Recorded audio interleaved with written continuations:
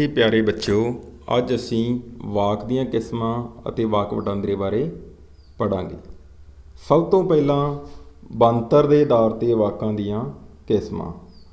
ਬਣਤਰ ਦੇ ਆਧਾਰ 'ਤੇ ਵਾਕਾਂ ਦੀਆਂ 3 ਕਿਸਮਾਂ ਹਨ: ਸਧਾਰਨ ਵਾਕ, ਸੰਯੁਕਤ ਵਾਕ ਅਤੇ ਮਿਸ਼ਰਤ ਵਾਕ।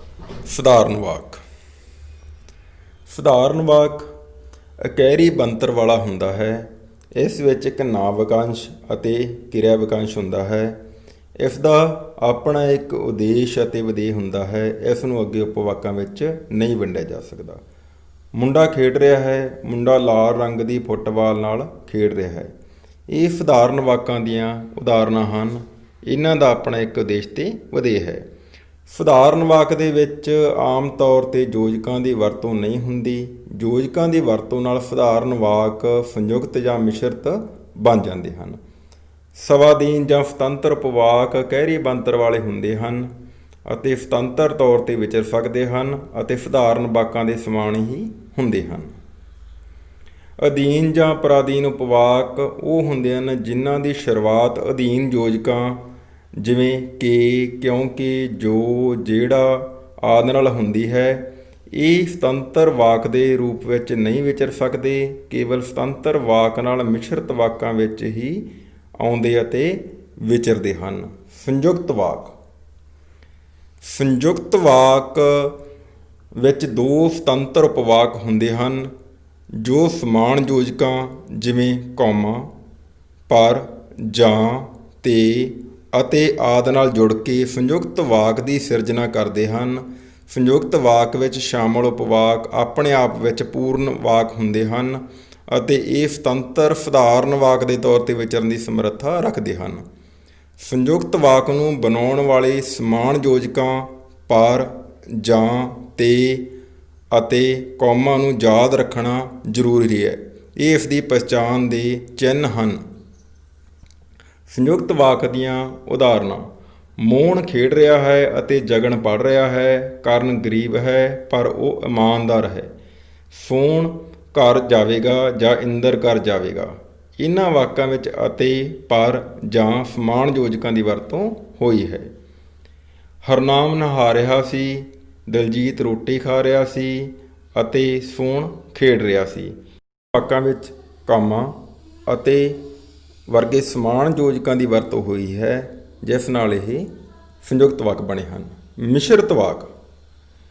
ਮਿਸ਼ਰਤ ਵਾਕ ਅਧੀਨ ਯੋਜਕਾਂ ਜਿਵੇਂ ਕਿ, ਕਿਉਂਕਿ, ਜੇ, ਜੇਕਰ, ਫਿਰ ਵੀ, ਜਦੋਂ, ਭਾਵੇਂ ਆਦਿ ਨਾਲ 2 ਜਾਂ 2 ਤੋਂ ਵੱਧ ਵਾਕਾਂ ਦੇ ਮੇਲ ਤੋਂ ਬਣਦੇ ਹਨ। ਮਿਸ਼ਰਤ ਵਾਕ ਵਿੱਚ ਘੱਟੋ ਘੱਟ ਇੱਕ ਸਵਾਧੀਨ ਉਪਵਾਕ ਅਤੇ 1 ਤੋਂ ਵੱਧ ਪਰਾਧੀਨ ਉਪਵਾਕ ਹੋ ਸਕਦੇ ਹਨ। ਇਹਨਾਂ ਦੇ ਮੇਲ ਤੋਂ ਹੀ ਇਹ ਵਾਕ ਸਿਰਜੇ ਜਾਂਦੇ ਹਨ। ਮਿਸ਼ਰਤ ਵਾਕਾਂ ਦੀ ਪਹਿਚਾਣ ਲਈ ਸਧਾਰਨ ਅਧੀਨ ਯੋਜਕ ਜਿਵੇਂ ਜੋ, ਜਿਹੜਾ, ਜਦੋਂ, ਜੇ, ਕਿ, ਕਿਉਂਕਿ ਜੋ ਇਕੱਲੇ ਆਉਂਦੇ ਹਨ ਅਤੇ ਸੰਯੁਕਤ ਯੋਜਕ ਜੋ ਜੋੜਿਆਂ ਵਿੱਚ ਹੁੰਦੇ ਹਨ ਜਦੋਂ ਕਿ, ਜਿਵੇਂ ਕਿ, ਜਾਂ ਸਹਿ ਸੰਬੰਧਕੀ ਯੋਜਕ ਭਾਵੇਂ, ਫਿਰ ਵੀ, ਜੇ, ਤਾਂ ਇਹਨਾਂ ਨੂੰ ਯਾਦ ਰੱਖਣਾ ਜ਼ਰੂਰੀ ਹੈ। ਮਿਸ਼ਰਤ ਵਾਕਾਂ ਦੀਆਂ ਉਦਾਹਰਨਾਂ: ਜਦੋਂ ਬਿਪਤਾ ਪਏ ਤਾਂ ਧੀਰਜ ਰੱਖੋ। ਜੇ ਤੁਸੀਂ ਪੜ੍ਹੋਗੇ ਤਾਂ ਵਧੀਆ ਨੰਬਰਾਂ ਵਿੱਚ ਪਾਸ ਹੋਵੋਗੇ। ਜਦੋਂ ਮੈਂ ਸਕੂਲ ਪਹੁੰਚਿਆ ਤਾਂ ਘੰਟੀ ਵੱਜ ਗਈ। ਭਾਵੇਂ ਉਸਦੇ ਦੋਸਤ ਮੂਰਖ ਹਨ ਪਰ ਉਹ ਸਿਆਣਾ ਹੈ। ਤੁਸੀਂ ਦੇਖਦੇ ਹੋ ਇਹਨਾਂ ਸਾਰੇ ਵਾਕਾਂ ਵਿੱਚ ਅਧੀਨ ਯੋਜਕਾਂ ਦੀ ਵਰਤੋਂ ਹੋਈ ਹੈ।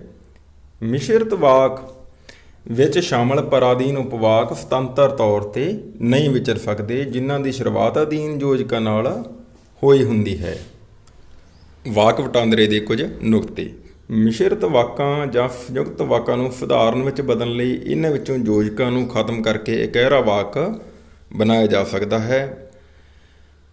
ਮਿਸ਼ਰਤ ਜਾਂ ਸਧਾਰਨ ਵਾਕਾਂ ਨੂੰ ਸੰਯੁਕਤ ਵਾਕ ਵਿੱਚ ਬਦਲਣ ਲਈ ਵਾਕਾਂ ਵਿੱਚ ਸਮਾਨ ਯੋਜਕਾਂ ਪਰ, ਕਾਮਾ, ਤੇ ਅਤੇ ਜਾਂ ਦੀ ਵਰਤੋਂ ਕੀਤੀ ਜਾ ਸਕਦੀ ਹੈ। ਇਸ ਨਾਲ ਇਹ ਬਣਦੇ ਹਨ।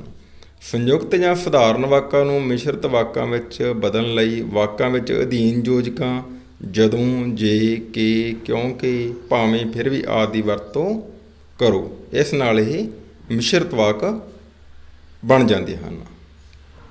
ਸਾਡੇ ਕੋਲ ਸਧਾਰਨ ਵਾਕ ਹੈ। ਸਮਝਦਾਰ ਬੱਚੇ ਮਾਪਿਆਂ ਦਾ ਕਿਹਾ ਮੰਨਦੇ ਹਨ। ਇਸ ਨੂੰ ਮਿਸ਼ਰਤ ਬਣਾ ਰਹੇ ਹਾਂ ਅਸੀਂ। ਜਿਹੜੇ ਬੱਚੇ ਸਮਝਦਾਰ ਹੁੰਦੇ ਹਨ ਉਹ ਮਾਪਿਆਂ ਦਾ ਕਿਹਾ ਮੰਨਦੇ ਹਨ। ਅੱਗੇ ਮਿਸ਼ਰਤ ਵਾਕ ਹੈ। ਜਦ ਬਿਪਤਾ ਪਏ ਤਾਂ ਧੀਰਜ ਰੱਖੋ। ਸਧਾਰਨ ਵਾਕ ਬਣਾਉਣਾ ਇਸ ਨੂੰ। ਬਿਪਤਾ ਸਮੇਂ ਧੀਰਜ ਰੱਖੋ। ਵਾਕ ਹੈ। ਬਜ਼ੁਰਗਾਂ ਦੀ ਸੇਵਾ ਕਰੋ ਅਤੇ ਉਹਨਾਂ ਦੀਆਂ ਅਸੀਸਾਂ ਲਓ।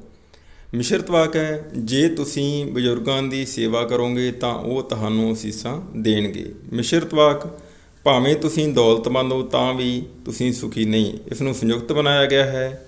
ਤੁਸੀਂ ਦੌਲਤਮੰਦ ਹੋ ਪਰ ਸੁਖੀ ਨਹੀਂ। ਕਾਰਜ ਦੇ ਆਧਾਰ 'ਤੇ ਵਾਕਾਂ ਦੀਆਂ ਕਿਸਮਾਂ। ਕਾਰਜ ਦੇ ਆਧਾਰ 'ਤੇ ਵਾਕਾਂ ਦੀ ਕਿਸਮਾਂ 'ਚੋਂ ਪਹਿਲੀ ਕਿਸਮ ਹੈ ਬਿਆਨੀਆਂ ਵਾਕ। ਬਿਆਨੀਆਂ ਵਾਕ ਵਿੱਚ ਕਿਸੇ ਤੱਥ ਜਾਂ ਸੱਚਾਈ ਨੂੰ ਜਾਂ ਘਟਨਾ ਨੂੰ, ਵਸਤੂ ਨੂੰ ਬਿਆਨ ਕੀਤਾ ਜਾਂਦਾ ਹੈ। ਇਹ ਬਣਤਰ ਦੇ ਪੱਖ ਤੋਂ ਸਧਾਰਨ, ਸੰਯੁਕਤ ਤੇ ਮਿਸ਼ਰਤ ਵਾਕ ਹੋ ਸਕਦੇ ਹਨ। ਇਸ ਦੇ ਅੱਗੇ ਦੋ ਰੂਪ ਹਨ, ਹਾਂ-ਵਾਚਕ ਅਤੇ ਨਾ-ਵਾਚਕ। ਹਾਂ-ਵਾਚਕ ਦੇ ਵਿੱਚ ਕਿਰਿਆ ਹਾਂ-ਵਾਚੀ ਹੁੰਦੀ ਹੈ। ਜਿਵੇਂ ਅਸੀਂ ਆਪਣੇ ਦੇਸ਼ ਨੂੰ ਪਿਆਰ ਕਰਦੇ ਹਾਂ, ਮਿਹਨਤੀ ਲੋਕ ਸਦਾ ਸੁੱਖ ਪਾਉਂਦੇ ਹਨ, ਮੈਂ ਸਕੂਲ ਦਾ ਕੰਮ ਮੁਕਾ ਲਿਆ ਹੈ, ਮੇਰੇ ਦਾਦੀ ਜੀ ਅਨਪੜ੍ਹ ਹਨ। ਨਾ-ਵਾਚਕ ਵਾਕਾਂ ਵਿੱਚ ਨਾ-ਵਾਚੀ ਸ਼ਬਦ ਨਾ, ਨਹੀਂ, ਨਾ ਆਦਿ ਦੀ ਵਰਤੋਂ ਹੁੰਦੀ ਹੈ ਜੋ ਵਾਕਾਂ ਨੂੰ ਨਾ-ਵਾਚਕ ਬਣਾਉਂਦੇ ਹਨ। ਜਿਵੇਂ ਪਹਿਲਾ ਵਾਕ ਹੈ, ਬੱਚਿਓ ਫੁੱਲ ਨਾ ਤੋੜੋ। ਮਿਹਨਤੀ ਲੋਕ ਕਦੇ ਵੀ ਦੁਖੀ ਨਹੀਂ ਹੁੰਦੇ। ਇੰਨੀ ਸਰਦੀ ਵਿੱਚ ਨੰਗੇ ਪੈਰ ਨਾ ਤੁਰੋ। ਮੇਰੇ ਦਾਦੀ ਜੀ ਪੜ੍ਹੇ ਲਿਖੇ ਨਹੀਂ ਹਨ। ਇਹ ਸਾਰੇ ਨਾ-ਵਾਚਕ ਵਾਕ ਹਨ। ਇਹਨਾਂ ਨੂੰ ਹਾਂ-ਵਾਚਕ ਬਣਾਉਣ ਲਈ ਅਸੀਂ ਪਹਿਲਾ ਵਾਕ ਜਿਵੇਂ ਬੱਚਿਓ ਫੁੱਲ ਲੱਗੇ ਰਹਿਣ ਦਿਓ।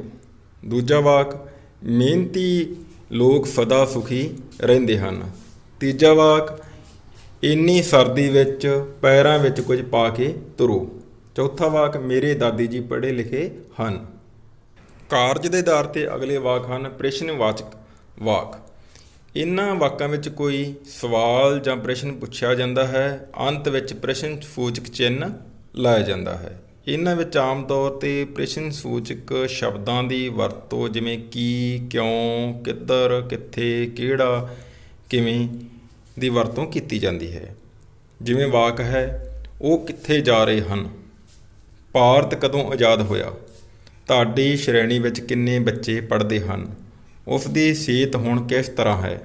ਤੇਰੇ ਭਰਾ ਦਾ ਨਾਂ ਕੀ ਹੈ। ਕਾਰਜ ਦੇ ਆਧਾਰ 'ਤੇ ਅਗਲੀ ਕਿਸਮ ਹੈ ਵਿਸਮੇਵਾਚਕ ਵਾਕ। ਜਿਨ੍ਹਾਂ ਵਾਕਾਂ ਵਿੱਚ ਮਨ ਦੀ ਖੁਸ਼ੀ, ਗਮੀ, ਹੈਰਾਨੀ ਜਾਂ ਵਿਸਮੇ ਦਾ ਭਾਵ ਪ੍ਰਗਟ ਹੁੰਦਾ ਹੈ ਉਹਨਾਂ ਨੂੰ ਵਿਸਮੇਵਾਚਕ ਵਾਕ ਕਿਹਾ ਜਾਂਦਾ ਹੈ। ਇਹਨਾਂ ਵਾਕਾਂ ਦੇ ਅੰਤ ਵਿੱਚ ਵਿਸਮਕ ਚਿੰਨ੍ਹ ਦੀ ਵਰਤੋਂ ਹੁੰਦੀ ਹੈ। ਉਦਾਹਰਨਾਂ ਹਨ, ਵਾਹ ਕਿੰਨਾ ਸੁੰਦਰ ਪੁੱਲ ਹੈ। ਬੱਲੇ ਉਹਨੇ ਕਿੰਨੀ ਉੱਚੀ ਛਾਲ ਮਾਰੀ। ਹਾਏ ਮੈਂ ਕੀ ਕਰਾਂ। ਇੱਥੇ ਇਹ ਗੱਲ ਧਿਆਨਯੋਗ ਹੈ ਕਿ ਜੇ ਵਿਸਮੇ ਦਾ ਭਾਵ ਇੱਕ ਸ਼ਬਦ ਵਿੱਚ ਪ੍ਰਗਟ ਹੋਵੇ, ਵਿਸਮਕ ਚਿੰਨ੍ਹ ਉਸ ਸ਼ਬਦ ਪਿੱਛੋਂ ਆਉਂਦਾ ਹੈ, ਪਰ ਜੇ ਇਹ ਭਾਵ ਸਾਰੇ ਵਾਕ ਵਿੱਚ ਪ੍ਰਗਟ ਹੋਵੇ ਤਾਂ ਵਿਸਮਕ ਚਿੰਨ੍ਹ ਵਾਕ ਦੇ ਅੰਤ ਵਿੱਚ ਆਉਂਦਾ ਹੈ। ਆਗਿਆਵਾਚਕ ਵਾਕ। ਇਹ ਵਾਕ ਆਗਿਆ ਜਾਂ ਹੁਕਮ ਦਿੱਤੇ ਜਾਣ ਦੇ ਭਾਵ ਨੂੰ ਉਜਾਗਰ ਕਰਦੇ ਹਨ। ਇਹਨਾਂ ਵਾਕਾਂ ਵਿੱਚ ਆਮ ਤੌਰ 'ਤੇ ਕਰਤਾ ਦੀ ਅਣਹੋਂਦ ਹੁੰਦੀ ਹੈ। ਕਈ ਵਾਰ ਇਹਨਾਂ ਵਾਕਾਂ ਵਿੱਚ ਆਦਰਵਾਚੀ ਸ਼ਬਦ ਕਿਰਪਾ, ਜੀ ਆਦਿ ਦੀ ਵਰਤੋਂ ਵੀ ਕੀਤੀ ਜਾਂਦੀ ਹੈ। ਵਾਕ ਦੇਖੋ, ਆਓ ਸਕੂਲ ਦਾ ਕੰਮ ਕਰੀਏ। ਚਾਹ ਲਿਆਓ। ਕਿਰਪਾ ਕਰਕੇ ਚੁੱਪ ਕਰ ਜਾਓ। ਆਓ ਜੀ ਚਲੀਏ। ਇਹ ਸਾਰੇ ਆਗਿਆਵਾਚਕ ਵਾਕ ਹਨ।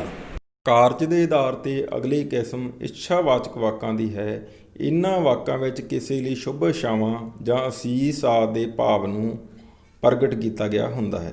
ਜਿਵੇਂ ਤੇਰੀ ਦੇਹ ਨਰੋਈ ਰਹੇ, ਤੂੰ ਸਦਾ ਸੁਖੀ ਰਹੇ, ਤੈਨੂੰ ਤੱਤੀ ਵਾਹ ਨਾ ਲੱਗੇ। ਜਦੋਂ ਅਸੀਂ ਕਿਸੇ ਦੀ ਮਦਦ ਕਰਦੇ ਹਾਂ ਤਾਂ ਉਹ ਸਾਨੂੰ ਅਸੀਸ ਦਿੰਦਾ ਹੈ, ਜਿਉਂਦਾ ਵਸਦਾ ਰਹੇ, ਤੇਰੀ ਲੰਬੀ ਉਮਰ ਹੋਵੇ। ਇਹ ਇੱਛਾਵਾਚਕ ਵਾਕਾਂ ਦੀਆਂ ਹੀ ਉਦਾਹਰਨਾਂ ਹਨ। ਵਾਚ ਦੇ ਆਧਾਰ 'ਤੇ ਵਾਕਾਂ ਦੀਆਂ ਦੋ ਕਿਸਮਾਂ ਹਨ, ਕਰਤਰੀ ਵਾਚ ਅਤੇ ਕਰਮਣੀ ਵਾਚ। ਜਦੋਂ ਕਰਤਰੀ ਵਾਚ ਤੋਂ ਕਰਮਣੀ ਵਾਚ ਵਾਕ ਦਾ ਵਟਾਂਦਰਾ ਹੁੰਦਾ ਹੈ, ਉਸ ਵਕਤ ਕਰਮ ਨੂੰ ਕਰਤਾ ਦੀ ਥਾਂ 'ਤੇ ਲਿਆਂਦਾ ਜਾਂਦਾ ਹੈ ਅਤੇ ਕਿਰਿਆ ਵੀ ਉਸ ਅਨੁਸਾਰ ਬਦਲ ਜਾਂਦੀ ਹੈ। ਵਾਕ ਦੇ ਕਰਤਾ ਨੂੰ ਆਮ ਤੌਰ 'ਤੇ ਕਰਮ ਦੀ ਥਾਂ ਰੱਖਿਆ ਜਾਂਦਾ ਹੈ। ਵਾਚ ਅਤੇ ਕਰਮਣੀ ਵਾਚ ਵਾਕ ਵਟਾਂਦਰਾ। ਇਹ ਵਟਾਂਦਰਾ ਇੰਗਲਿਸ਼ ਦੇ ਐਕਟਿਵ ਵਾਇਸ ਪੈਸਿਵ ਵਾਇਸ ਵਾਂਗ ਹੀ ਹੁੰਦਾ ਹੈ।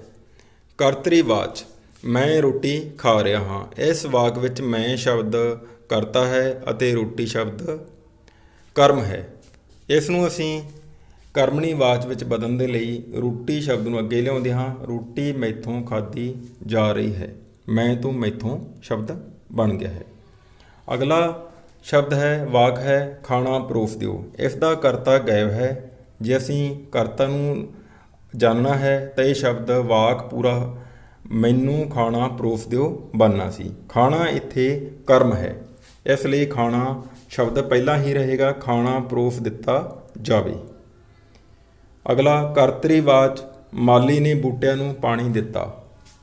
ਮਾਲੀ ਕਰਤਾ ਹੈ, ਬੂਟੇ ਕਰਮ ਹਨ। ਬੂਟਿਆਂ ਨੂੰ ਮਾਲੀ ਦੁਆਰਾ ਪਾਣੀ ਦਿੱਤਾ ਗਿਆ। ਇਸ ਤਰ੍ਹਾਂ ਹੀ ਵਾਕ ਬਣੇਗਾ। ਧੰਨਵਾਦ ਜੀ।